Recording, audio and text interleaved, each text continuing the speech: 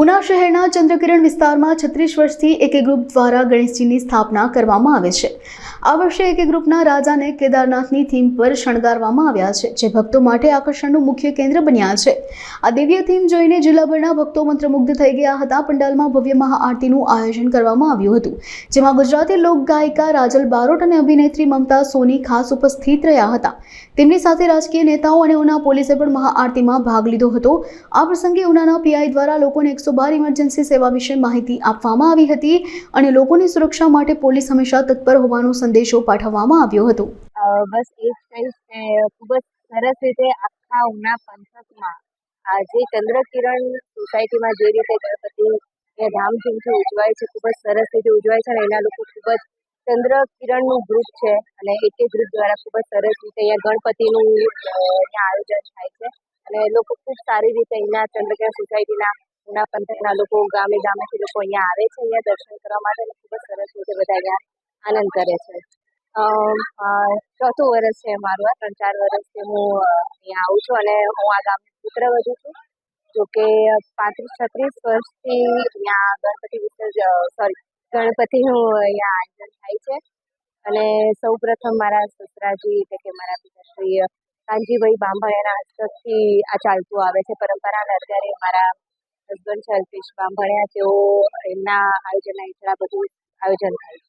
હાજી, ગુજરાતના ઘણા બધા નામાંકિત કલાકારો આમાં જોડાવાના છે। કાલે વિસર્જનમાં ગુજરાતી હિરોઈન છે એવા મમતાબેન સોની છે, તેજલબેન ઠાકોર છે, ખૂબ સારું નામ છે સંગીતમાં, સાથે દેવ પગલી એમનું પણ ખૂબ સારું નામ છે। તેઓ બધા અહીંયા કાલે વિસર્જનમાં આપણી સાથે જોડાવાના। વાજા નિલેશ મનુભાઈ, ચંદ્રકિરણ સોસાયટી રહેવાસી। ઉના ચંદ્રકિરણ સોસાયટી દ્વારા એકે ગ્રુપ દ્વારા દર વર્ષે ગણપતિ આયોજન કરવામાં આવે છે। તેમની અંદર આ વર્ષે અમારે 2 થીમ્સ રાખેલી છે। આવતા વર્ષે તારક મહેતા કા ઉલ્ટાની થીમ્સ હતી ને આ વર્ષે કેદારનાથની થીમ્સ આપણે રાખેલી છે ને દર વર્ષે આવતા વર્ષે પણ કલાકાર અલગ હતા, આ વર્ષે પણ કલાકાર અલગ છે ને અમને લોકોને, ભાઈઓ બહેનો ને ઉનાની સારી જનતાને, શહેર તાલુકા ને ગિરિગડા તાલુકાને બધીને અમે આમંત્રણ કરીએ છીએ કે વિસર્જનમાં કાલે 6 તારીખે શનિવારે સાંજના 5 થી લઈને 10 વાગ્યાનો ટાઈમ છે। બધાય લોકો આવી શકે છે, એના માટે હું આમંત્રણ કરું છું। ઉના ચંદ્રકિરણ દ્વારા એકે ગ્રુપ દ્વારા 36 વર્ષથી કન્ટિન્યુ આયોજન કરીએ છીએ। પહેલાં બધા અમારા જે અલ્પેશભાઈ છે એમના પપ્પા કાનજીભાઈ ભગવાનભાઈ બાંભણિયા સંભાળતા હતા। 5 વર્ષથી અમે લોકો છોકરાઓ સંભાળીએ છીએ। અલ્પેશભાઈ કાનજીભાઈ બાંભણિયા એના દ્વારા એમની નીચે અમારી સારી ટીમ એકે ગ્રુપ ને ચંદ્રકિરણ ગ્રુપ દ્વારા આખું કાર્ય કરીએ છીએ।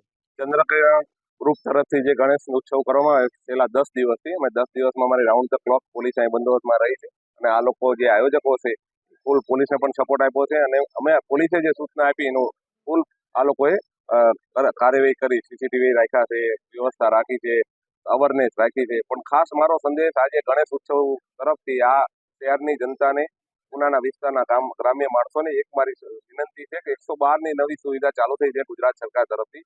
તમે 100 નંબરમાં ફોન કરવાનો નથી, હવે 108માં પણ ફોન નથી કરવાનો, 112માં તમે ફોન કરશો એટલે તમને 6 સુવિધા સીધી મળી જશે।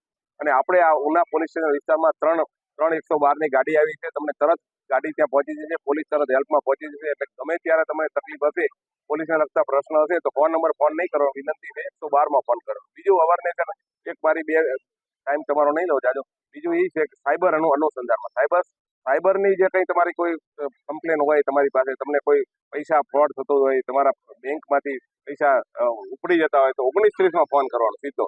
2 દિવસ પહેલાનો જ બનાવ છે, એક ભાઈના બ્લોક થતા હતા પૈસા, સીધા પોલીસ સ્ટેશન આવ્યા। અમે એક અમારા પીઓ અહીંયા મહિલા અધિકારી હતા, હાજરીમાં એને કીધું ભાઈ તમે આ રીતે કાર્યવાહી કરો એટલે એના પૈસા ગયા નહીં વધારાના। એટલે મારી ગણેશ ઉત્સવમાં દરેકને મારી વિનંતી છે કે ખાસ કરીને તમે વિસર્જન કરવા થારો તકેદારી રાખો, કોઈ ડૂબી ન જાય, કોઈ બનાવ ન બને। મારી પોલીસ રાઉન્ડ ધ ક્લોક બંદોબસ્ત ચાલુ છે અને ખાસ સુલેહ શાંતિ જળવાય એ માટે અપીલ કરું છું। દરિયાકાંઠે, નદી કાંઠે તમામ રાઉન્ડ ધ ક્લોક પોલીસ રાખી છે, ફાયર બ્રિગેડની પણ વ્યવસ્થા રાખી છે, તરવૈયા પણ રાખ્યા છે કે અનિચ્છનીય બનાવ ન બને તકેદારી અમે પૂર્ણ રાખી।